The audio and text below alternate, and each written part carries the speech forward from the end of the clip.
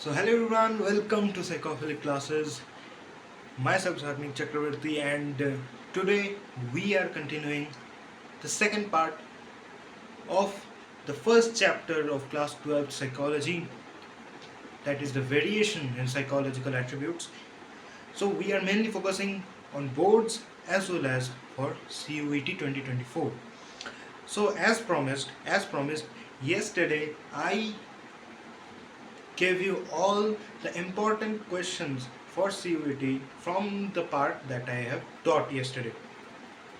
And as I have said you, I gave the link of the Google Docs in the description box. Today also we will do the same. We'll follow the same process in each and every lecture. We'll explain first, then I will give you the important questions for CUET. Why not for boards?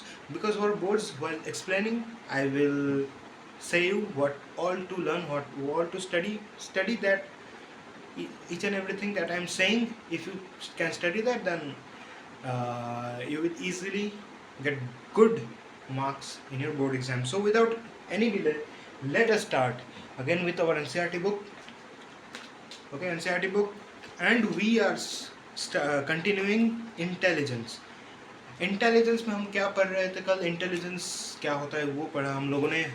Theories of intelligence पढ़ा. ठीक है, 5 to 6 theories हम लोगों ने पढ़ा. आज again we will continue the theories of intelligence. So the next theory that we learn today is the triarchic theory of intelligence given by Robert Sternberg in the year 1985. Okay, very important for CUET as well as for board examinations. Okay, so what he said, what Robert Sternberg said, is that the ability to adopt, to shape and to select environment to accomplish one's goal and those of one's society and culture is known as intelligence. Okay, according to Robert Sternberg, okay, एक environment को select करना. For an example आप doctor बनना चाहते हो. Suppose for an example आप doctor बनना चाहते हो. आप वैसे ही एनवायरनमेंट को सिलेक्ट कर रहे हैं जहाँ पेशेंट्स होंगे, ठीक है, जहाँ नर्सेज होंगे, जहाँ हम लोग को ट्रीट करना पड़ेगा पेशेंट्स को. We selected an environment. ना अभी हमको शेप करना है. कैसे शेप करना है? सपोज 10 से 20 पेशेंट्स हैं, सबको ट्रीट करना है. तो एनवायरनमेंट क्या हो रहा है? एनवायरनमेंट एक न्यू शेप ले रहा है कि ठीक है, 10 से 20 जो पेशेंट्स वेट कर रहे थे, जो पेशेंट्स अभी वेल ट्रीटेड नहीं थे, उनको आपने ट्रीट किया. ठीक है, एंड खुद का एक गोल होना चाहिए जो आप शेप करते वक्त अकम्प्लिश कर रहे हैं. सपोज एक डॉक्टर का गोल यही होता है कि how to treat a patient very well. Okay, so that वो कभी और इस बीमारी से नहीं, मतलब उस बीमारी से उनको फिर से सफ़र करना ना पड़े. ठीक है, अब major goal of each and every doctors. तो आप जब शेप कर रहे हो एनवायरनमेंट को, आप जब वो 10 से 20 पेशेंट्स को ट्रीट कर रहे हो, आप खुद का भी गोल अकम्प्लिश करते जा रहे हो. ठीक है, और सोसाइटी का भी गोल है. सोसाइटी का भी गोल है कि एक डॉक्टर हम लोगों को ट्रीट करे, डॉक्टर उन पेशेंट्स को ट्रीट करे. आप सोसाइटी के भी गोल को दिमाग में रख रहे हो, सोसाइटी के भी गोल को अकम्प्लिश कर रहे हो. So these all factors, okay, according to Robert Sternberg, is known as intelligence. Okay, understood. Now क्यों ट्राइआर्किक थ्योरी बोला गया है? ट्राइआर्किक थ्योरी बोला गया है इसलिए क्योंकि this theory of Robert Sternberg has 3 major components. Okay, that is componential intelligence, experimental intelligence and contextual intelligence. Now what is componential intelligence? Okay, componential intelligence is that intelligence when an individual can think analytically, critically, okay, and succeed in schools and in different colleges and universities. Okay, componential का मतलब इतना ही कि एक individual कैसे सोच पा रहा है, कितना अच्छे से, कितना क्रिटिकली वो एक चीज़ को सोच के डिसीजन ले पा रहा है. और स्कूल में, कॉलेजेस में, यूनिवर्सिटीज़ में अपना परफॉर्मेंस इम्प्रूव कर पा रहा है. That is known as componential intelligence. Next, experimental intelligence और experiential intelligence. Okay, experiential intelligence का ये मतलब है कि when an individual mainly when an individual uses his or her past experiences to solve different problems in his or her daily life is known as experiential intelligence. Experiential intelligence क्या है? एक form of intelligence है जहाँ की एक individual अपने life के problems solve करता है on the basis of their past experiences. For an example, अब एक एग्जांपल दिया जाए. अब आपके लाइफ में क्या है कि आप रोड क्रॉस कर रहे हैं, ठीक है, आप रोड क्रॉस कर रहे हैं और एक गाड़ी आ रही है, ठीक है, और आपके साथ पिछले कुछ सालों में एक एक्सीडेंट हो चुका है, ठीक है. Now you know what are the precautions that should be taken to cross a road. Now अब क्या कर रहे हो आप कि आप जब भी देख रहे हो कि गाड़ी आ रही है तो आप जल्दी से क्रॉस कर रहे हो. ऐसा नहीं कि आप सोच में पड़ रहे हो कि क्या करें, पीछे जाए कि क्रॉस करें, ठीक है, डन. और एक एग्जांपल क्या है, सपोज आपके घर में भाई बहन के बीच बहुत झगड़ा हो रहा है प्रॉपर्टी को लेकर, ठीक है. या भाई बहन में तो कम ही होता है, भाई भाई में बहुत ज़्यादा होता है, तो भाई भाई के बीच बहुत प्रॉपर्टी को लेकर हो रहा है कुछ. आपके कुछ आपके पास्ट में आपके फ्रेंड के साथ ऐसा हो चुका है कि जहाँ पे फ्रेंड की गलती से झगड़ा हुआ था, ठीक है. फ्रेंड जो था आपका, उसकी वजह से ही वो झगड़ा हुआ था क्योंकि अपना फॉल्ट उसने नहीं देखा था. नाउ अब खुद के केस में क्या करोगे? खुद के केस में झगड़ा नहीं करके आप खुद का फॉल्ट पहले देखोगे कि मैंने क्या फॉल्ट किया है, फिर मैं बताऊंगा, ठीक है. So very very easy thing, okay. इसमें कुछ ज़्यादा दिमाग में लगाने वाला कुछ है नहीं. Next, contextual intelligence. Contextual intelligence और practical intelligence involves the ability to deal with environment demands encountered on a daily basis. इसका मतलब कि कैसे तुम कॉन्टेक्सचुअल मतलब कैसे तुम लाइफ के डेली लाइफ प्रॉब्लम्स को डील कर रहे हो, ठीक है. कैसे, जैसे आपने एक वर्ड सुना होगा स्ट्रीट स्मार्ट. स्ट्रीट स्मार्ट का मतलब कि सिचुएशन वाइज आप आपका जो सेंस है वो काम में लगा रहे हो, आपका जो इंटेलिजेंस है वो काम में लगा रहे हो और प्रॉब्लम को सॉल्व कर रहे हो.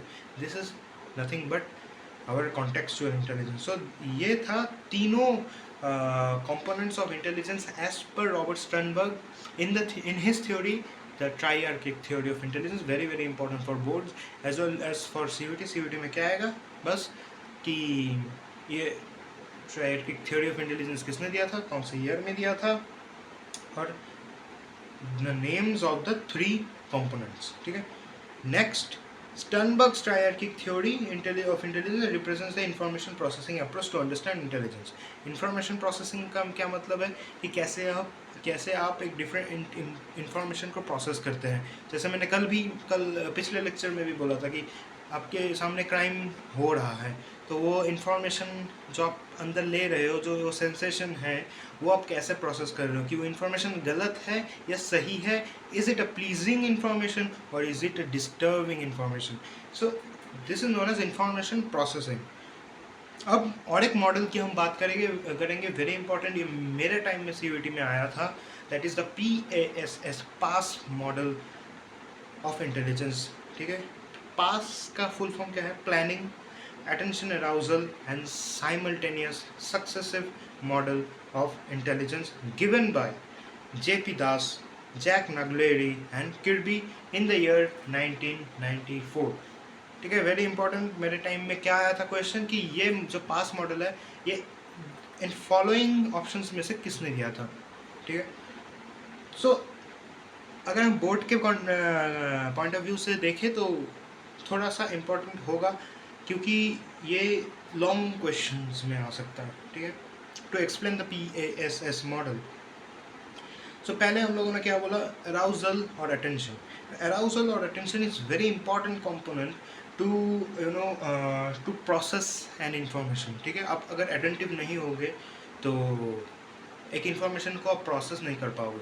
जैसा मैंने फिर से अगर वो वाला एग्जांपल दूँ, अगर सामने आपका एक क्राइम हो रहा है तो वो क्राइम ही है या नहीं है, ये प्रोसेस करने के लिए आपको अटेंटिव होना पड़ेगा, आपको देखना पड़ेगा. अब अगर अटेंटिव नहीं हो, अब कैसे अटेंटिव नहीं हो सकते? There are different factors that symbolize that you are not attentive, okay. कैसे? First of all, if you are drunk, okay, and if you are क्या बोल सकते हैं, अगर आप नशे में हो, किसी भी नशे में हो, ड्रग के नशे में हो या अल्कोहल के नशे में हो, ये वाला, ड्राउजी हो, ठीक है, बहुत ड्राउजी हो, स्लीपी हो, ठीक है, ये सब सिंबलाइज करता है कि आप अटेंटिव नहीं हो। ये वाला हो गया अटेंशन। अराउजल क्या है? अराउजल है एक level of level of excitement और level of energy, okay, that helps you to do each and every work that you are doing at present. जैसे मैं एक वीडियो बना रहा हूँ अभी, ठीक है, मैं एक वीडियो बना रहा हूँ, इसके लिए एक ऑप्टिमल लेवल ऑफ अराउजल और optimal level of energy, optimal level of excitement चाहिए, ठीक है। ऐसा नहीं कि बहुत हाई लेवल ऑफ अराउजल चाहिए किसी चीज़ के लिए, और ऐसा भी नहीं है कि बहुत लो अराउजल चाहिए।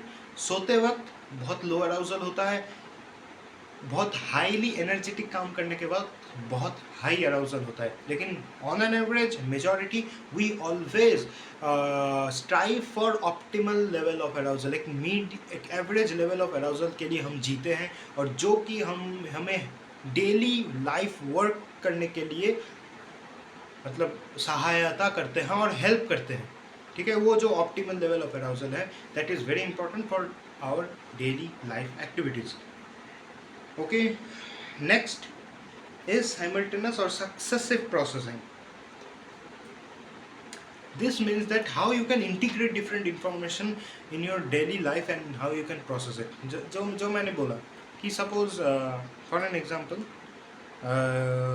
जैसे एक टेस्ट होता है, ओके, जैसे एक टेस्ट होता है, that is RPM, Raven's progressive matrices test, ठीक है।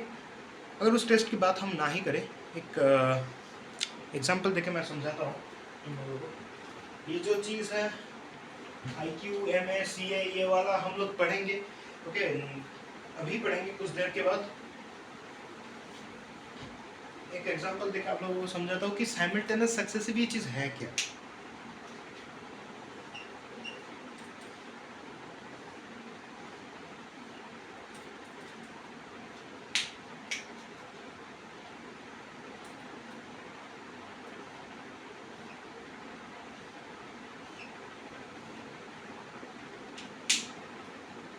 नाउ इसको देख के आप बता सकते हैं कि ये सर्कल है, okay, this is a circle. Now how you can see, मैंने तो सर्कल का प्रॉपर्टी जो है वो तो मैच नहीं कर रहा है, क्योंकि बीच बीच में गैप्स है। Just I have drawn few of the curve lines simultaneously. मैंने तो सर्कल नहीं बनाया।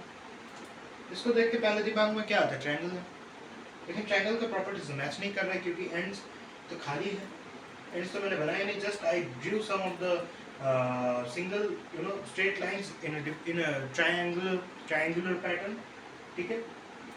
तो दिमाग में पहले ही ये दोनों चीज देख के क्यों दिमाग में आ रहा है कि ये this is circle and this is a triangle? क्यों आ रहा है दिमाग में? This is called successive processing, क्योंकि दीज लाइन्स, ये जो एक एक लाइन है, दीज लाइन्स, ठीक है, दीज आर द इंफॉर्मेशन। ये इंफॉर्मेशन है, इन इंफॉर्मेशन को आप जोड़ के एक कंक्लूजन में आ रहे हैं, ठीक है। This is your ability, okay. ये एबिलिटी बहुत सारे लोग लैक करते हैं and they face different disorders, लेकिन ये जो एबिलिटी है कि इस चीज़ को देख के एक कंक्लूजन में आना, इसको ही हम बोलते हैं सक्सेसिव साइमल्टेनियस प्रोसेसिंग, ठीक है। अंडरस्टूड? तो RPM टेस्ट में कुछ ऐसा ही होता है, ठीक है, वो हम बाद में पढ़ेंगे, लेकिन ये वाला जो चीज़ है वो समझना ज़रूरी था। फिर नेक्स्ट इज प्लानिंग। प्लानिंग तो very easy for any information और for any kind of work, okay, unit planning, okay, this is very essential feature of intelligence, okay. एक प्लान के हिसाब से हर वक्त हम लोगों को जाना चाहिए। अगर प्लान नहीं होगा तो एक चीज़ सक्सेसफुली कंप्लीट नहीं हो पाएगा, ठीक है, बस, नथिंग एल्स। हाँ, Das and Agledi have also developed a battery of tests known as cognitive assessment test important for CUET. ठीक है, this battery of test is meant for individuals between 5 to 18 years of age. Okay, मैंने बोला था ना CUET में सब कुछ पढ़ना नहीं होता. CUET में वो चीज़ पढ़ना होता है जो बुक के हर कोने में है, छुपा हुआ है, क्योंकि उधर से एकदम जेरोक्स क्वेश्चन आता है. ठीक है, as per our NTA guidelines. Next is individual differences in intelligence. The last major topic. Okay, individual differences in intelligence. And the first topic under this heading is the conflict between nature and nurture. अब ये nature and nurture क्या है? What is nature? What is nurture? Nothing.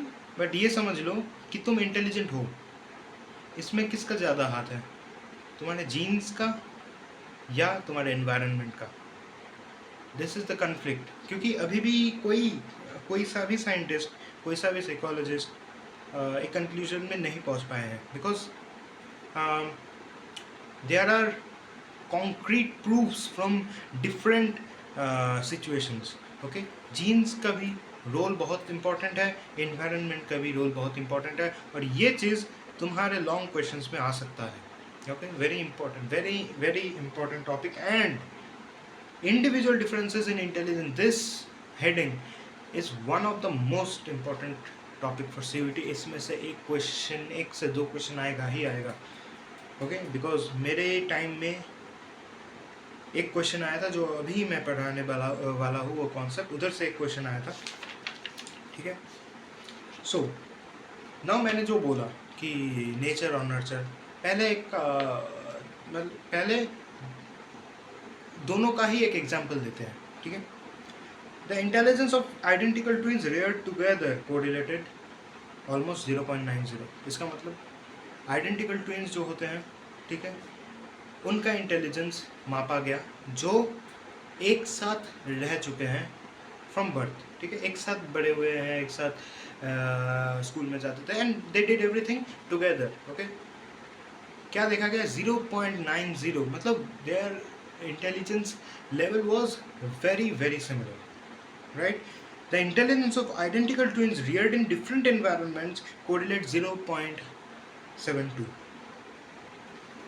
Identical twins जो है, अभी अगर हम different environments में देखें कि दो आइडेंटिकल ट्विन्स हैं. ठीक है, ट्विन्स मतलब दो होते हैं, एक बच्चा एक घर में है और एक बच्चा दूसरे घर में है. ठीक है, तो इस केस में देखा गया कि देयर इंटेलिजेंस लेवल इज 0.72. पहले क्या था, अगर एक साथ बड़े हुए हो तो 0.90, सेपरेट होकर बड़े हुए हो तो 0.72 घट गया है. Next, those of fraternal twins or non-identical twins reared together correlate almost 0.60. Non-identical twins अगर एक साथ सब कुछ कर रहे हैं, एक साथ बड़े हुए हैं, their intelligence level is 0.60. And those of brothers and sisters reared together correlate about 0.50. और भाई बहन जो एक साथ बड़े होते हैं, 0.50 उनका intelligence level होता है. While siblings reared apart correlate about 0.25. भाई बहन जो, या भाई दोनों भाई या दोनों भाई बहन या दोनों बहन अगर सेपरेटली बड़े हुए हों, सेपरेटली डियर्ड हैं, अपब्रिंगिंग उनका सेपरेटली हुआ गया है, तो उनका जो इंटेलिजेंस लेवल होगा वो 0.25 होगा. यही चीज़ CUET में आया था मेरे टाइम में.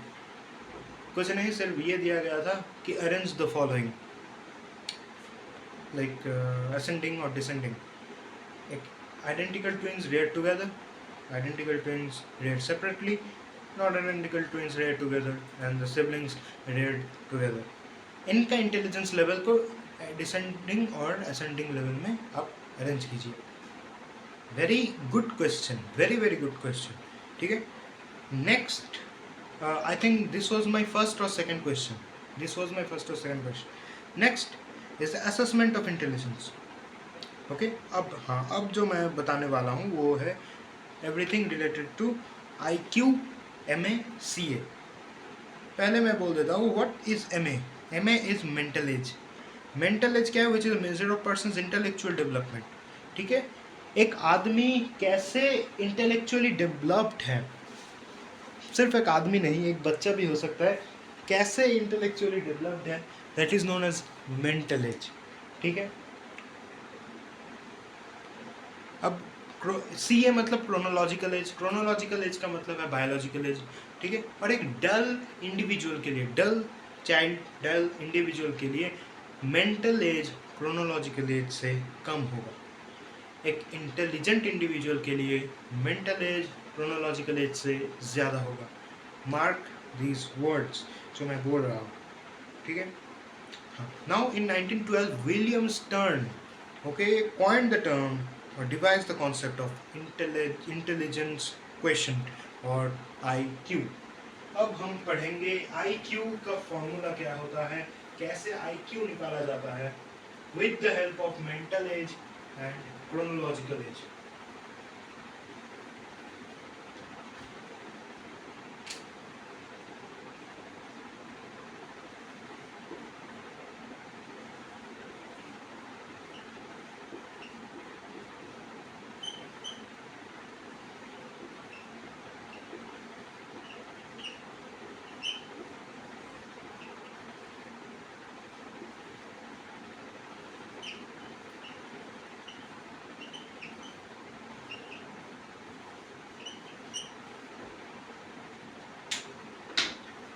सो इधर मैंने फॉर्मूला लिखा है कि IQ क्या है, IQ equals to MA/CA into 100। Very important formula. ठीक है, MA क्या है, मेंटल एज, CA क्या है, chronological age.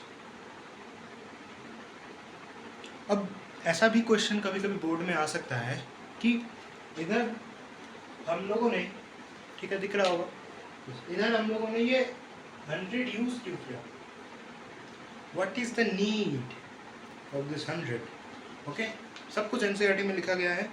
The number 100 is used as a multiplier to avoid the decimal point. ठीक है, डेसिमल में ना आए उसके लिए 100 यूज किया जाता है।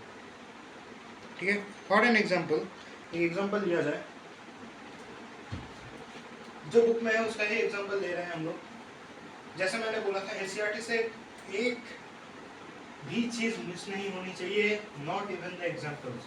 कॉलेज लेवल में जाओ तब तुम बुक के बाहर पढ़ सकते हो, लेकिन up to 12th, not up to 12th, I will suggest कि देखो, fact is that this is the reality कि बुक से ही पढ़ना होगा अप टू 12th। लेकिन I don't like reading only and only from books, specially the examples. Examples तुम book से कैसे पढ़ सकते हो यार, एग्जाम्पल्स तो लाइव एग्जाम्पल्स होनी चाहिए। तुम जो तुम देख रहे हो, जो तुम एक्सपीरियंस कर रहे हो, उधर से एग्जाम्पल हो रहा है, तभी तो मज़ा आएगा पढ़ने में। लेकिन हार्श रियलिटी इज़ दैट कि बुक से ही सब कुछ पढ़ना पड़ेगा, क्योंकि बोर्ड्स में, एंट्रेंस एग्जाम्स में उधर से ही क्वेश्चन आएंगे। ठीक है, तो ट्राई करो कि जितना हो सके बुक से करने के लिए। सो एग्जाम्पल एक ले रहे हैं कि ए 10-year-old child with a mental age of 12 would have an IQ of 120। mental age, a 10-year-old child, 10 क्या है, CA equals to 10 years हो गया, CA का पता चल गया।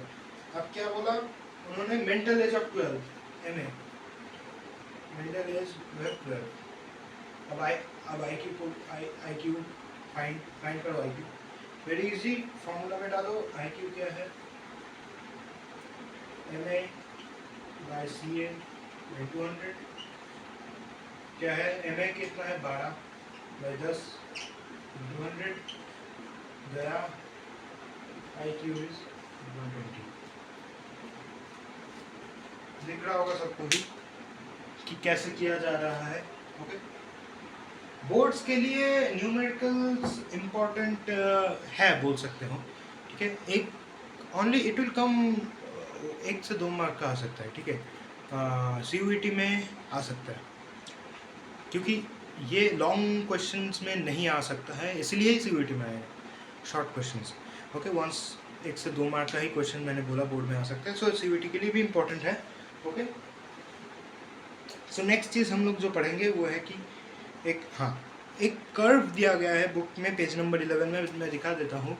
ये जो कर्व है इम्पॉर्टेंट है, देख लेना बोर्ड्स के लिए। ठीक है, वेरी इंपॉर्टेंट है। और ये जो टेबल है, टेबल वेरी इंपॉर्टेंट है, बोर्ड्स के लिए देख लेना कि above IQ range above 130 very superior, okay, 120 से 130 सुपीरियर है, 110 से 119 हाई एवरेज है, 90 से 109 एवरेज है, 80 से 89 लो एवरेज है, 70 से 79 बॉर्डर लाइन है, below 70 intellectually disabled. Okay, very important कि ऐसा दे सकता है CUT में कि जस्ट से द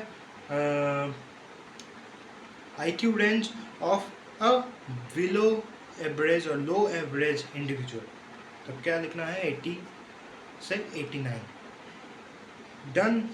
और कुछ इधर से उतना इम्पोर्टेंट है नहीं, सिर्फ एक नॉर्मल कर्व का वो है, नॉर्मल कर्व का डेफिनेशन है, वो एक बार देख लेना। The frequency distribution for the IQ scores tend to approximate a bell-shaped curve called the normal curve. Okay, एक इम्पॉर्टेंट है, बोर्ड्स के लिए देख सकते हो, CUT के लिए उतना इम्पोर्टेंट है नहीं, लेकिन वो जो टेबल मैंने बोला that is very very important for CUT। Each and every सबका IQ रेंज अच्छे से देख लेना है, ठीक है। Next will go into intellectual disability, variations of intelligence, intellectual disability. The American Association on Mental Deficiency, AAMD, okay, just know the full form for CUT, the American Association on Mental Deficiency. Adaptive behavior refers to person's capacity to be independent and deal effectively with one's environment. The third feature is that the deficits must be observed during the developmental period, that is between 0 and 18 years of age. कुछ दिमाग में नहीं रखना है। Intellectual deficiency क्या है कि जैसे मैंने बोला था कि दैट सर्कल थिंग जो मैंने लिखा था, किया था इधर, एक ट्रायंगल भी किया था, कि उधर वो देख के हमारे अंदर क्यों पहले ही आता है कि ये सर्कल ही है, लेकिन मैथमेटिकली वो सर्कल नहीं है, फिर भी सर्कल, मैथमेटिकली ट्रायंगल नहीं है, फिर भी ट्रायंगल है, क्यों दिमाग में आता है? क्योंकि we have that intellectual development in our self, कि वो हम लोग परसीव कर पा रहे हैं, ठीक है। तो यही चीज़ इंटेलेक्चुअल डेफिशिएंसी कुछ इंडिविजुअल में होता है कि इंटेलेक्चुअली वो डेवलप नहीं कर पाते हैं ड्यू टू दैट डेफिशिएंसी जो मैंने बोला। और एक एज ग्रुप होता है, जैसे मैंने अभी पढ़ा कि this deficits okay must be observed between the age of 0 to 18 years old. Okay,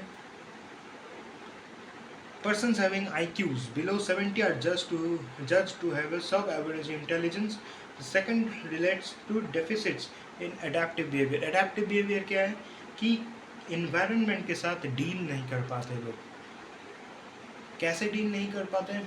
for an example, environment में जो चल रहा है उसके साथ वो लोग डील नहीं कर पाते। एनवायरनमेंट में सपोज एक पॉलिटिकल रैली हो रहा है, एनवायरनमेंट मतलब हमारे सराउंडिंग में पॉलिटिकल एक रैली हो रहा है, उनको पसंद नहीं है, तो he will just go and he will kind of he will beat everyone, मतलब एक पागल की तरह।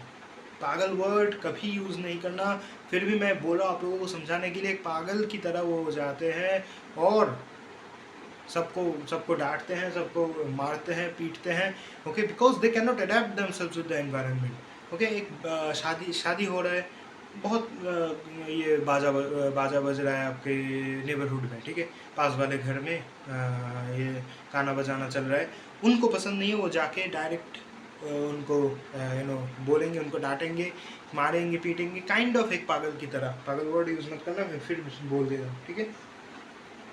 The different levels of intellectual disability are very important for CUT. Mild IQs 55 to approximately 70.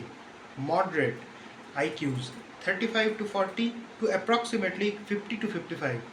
Severe IQs 20 to 25 to approximately 30 to 40. And profound IQs below 20 to 25. Okay, very important for CUT. आ सकता है, जैसे मैंने वो table बोला था, ये भी बोल रहा हूँ, वेरी इंपॉर्टेंट, पढ़ लेना। Next, intellectual giftedness. What is intellectual giftedness? हम हर वक्त बोलते हैं कि अरे वो तो अच्छा है इस चीज़ में, वो गिफ्टेड है, ठीक है, वो अच्छा है म्यूज़िक में, वो तो गिफ्टेड है, ठीक है। अब what is this gifted, what is this gifted thing?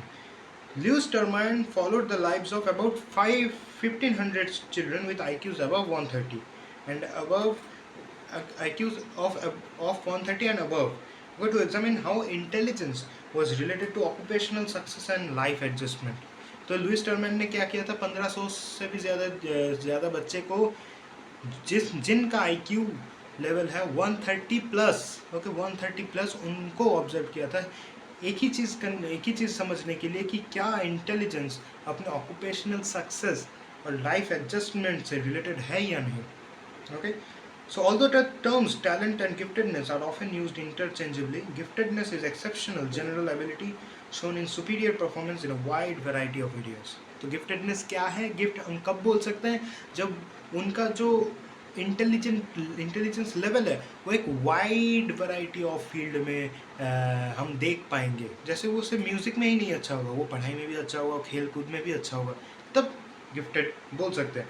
Talent is a narrower word, talent is a narrower word. कैसे नैरोअर वर्ड है कि जब हम एक स्टूडेंट को, एक आदमी को बोलते हैं कि he is very talented, she is very talented, तब हम क्या मीन करते हैं कि वो एक ही चीज़ में अच्छा है, वो म्यूज़िक में टैलेंटेड है, वो साइंस में टैलेंटेड है, वो फिजिक्स में टैलेंटेड है, साइकोलॉजी में टैलेंटेड है, ठीक है।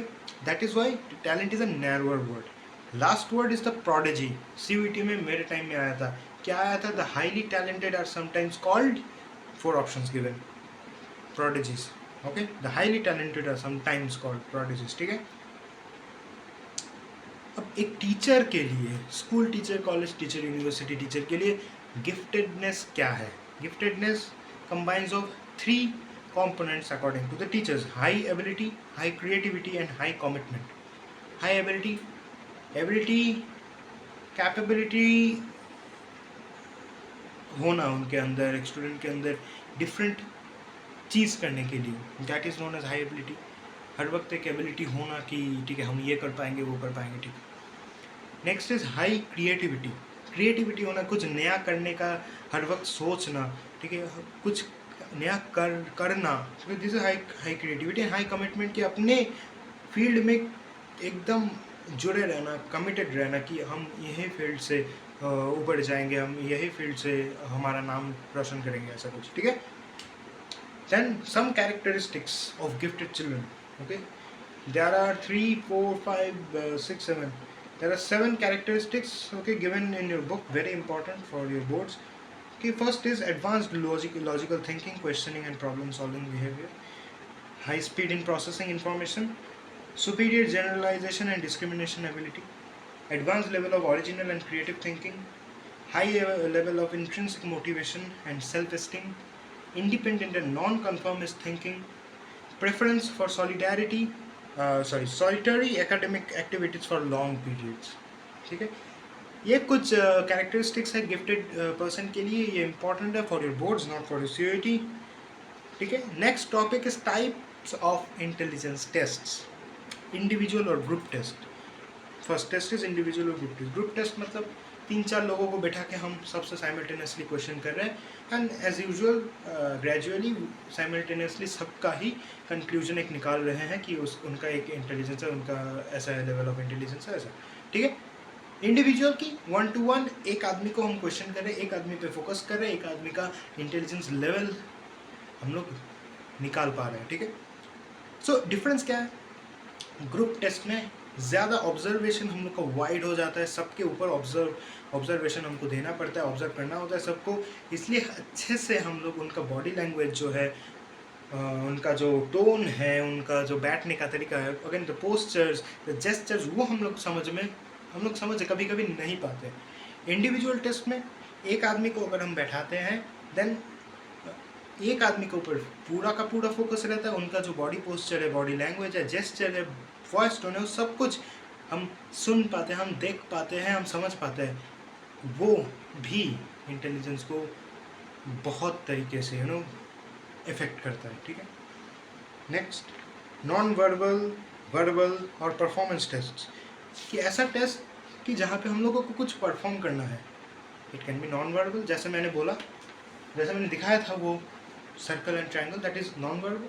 बस तुमको परफॉर्म करना पड़ेगा कि तुमको बोलना पड़ेगा कि क्या है क्या नहीं, ठीक है। परफॉर्म, जैसे मैंने बोला RPM Raven's progressive matrices test is an example of non verbal test, ठीक है। एक वो एग्जांपल दिया गया है रेवेंस RPM टेस्ट से, ये अगर देख पा रहे हो, ठीक है, दिस वन, ओके। ये एक बार देख लेना, समझ में आ जाएगा, ठीक है, कि मैंने क्या बोला था। Next is culture fair and culture bias test. Sometimes there are few tests that are culture biased. For an example, अगर टेस्ट के बारे में हम लोग सोचें तो अभी के लिए क्वेश्चनएयर एक चीज़ है जो बहुत कॉमन है टेस्ट के लिए। टेस्ट के लिए हम majority of the time questionnaire use करते हैं। अब क्वेश्चनएयर में कभी कभी ऐसा क्वेश्चंस होता है जो कल्चर बायस्ड है। कैसे कि अगर एक क्वेश्चन किया गया कि आप कौन से रिलीजियन, कौन से कास्ट से बिलोंग करते हो, ठीक है, और कभी कभी ये भी क्वेश्चनएयर में लिखा जाता है कि अगर आप इस कल्चर से, इस कास्ट से बिलोंग करते हो, इस रिलीजन से बिलोंग करते हो, तो आपका पर्सनालिटी, आपका बिहेवियर ऐसा होगा। This is culture biased, this is very much culture biased. So ऐसे टेस्ट हम लोग को डेवलप नहीं करने चाहिए और कभी अप्लाई भी नहीं करने चाहिए, ठीक है, क्योंकि इससे पहली बात तो खुद का मोटिव क्लियर नहीं होगा कि खुद का मोटिव क्या है। खुद का मोटिव यह है कि दूसरे आदमी का इंटेलिजेंस, पर्सनालिटी या कुछ भी एक लेवल निकालना जो हम निकाल नहीं पाएंगे due to this cultural biased thing, properly हम लोग नहीं निकाल पाएंगे। और सेकंड थिंग कि उन लोगों को दिक्कत होगा, ठीक है, उन लोगों को दिक्कत होगा वो पढ़ के कि अगर आप इस रिलीजन से हो, इस कास्ट से हो, आपका बिहेवियर ऐसा है। Very bad thing, okay. So यही था। Next is intelligence tests in India, okay. कुछ साइकोलॉजिस्ट के नाम लिखे हैं कि कैसे कैसे वो कौन से टेस्ट्स को इंडियन वर्जन में प्रोड्यूस किए थे। जैसे SM Mohan Singh made a pioneering attempt to construct an intelligence test in Hindi in the 1930s. C.H. Rice attempted to standardize Binet's test in Urdu and Punjabi. Mahalanobis attempted to standardize Binet's test in Bengali. Long and Mehta prepared a mental measurement handbook listing out 103 tests on intelligence in India that were available in various languages. What is NLEPT? NLEPT is the National Library of Educational and Psychological Tests at NCERT, has documented Indian tests. Okay, Bhatia's battery performance test is quite popular, okay, and the most widely used intelligence test. Okay, इस जो मैंने नाम बताया है वो तो paragraph में दिया गया है under the topic intelligence test in India. थोड़ा सा पढ़ लेना, CVT के लिए इम्पॉर्टेंट है, ठीक है। और आज हम लोग इतना ही पढ़ेंगे, ठीक है। और एक लेक्चर लगेगा इस चैप्टर को कंप्लीट होने में। The next lecture will be done tomorrow, ठीक है। आज के लिए इतना ही। तब तक के लिए अगेन आप लोग इस चीज़ को रिवाइज करें फिर से, ओके। बोर्ड्स के लिए थोड़ा पढ़िए, CVT के लिए पढ़िए, और CVT के लिए इम्पोर्टेंट जो क्वेश्चंस है मेरे डिस्क्रिप्शन बॉक्स में आपको लिंक ऑफ गूगल डॉक मिल जाएगा।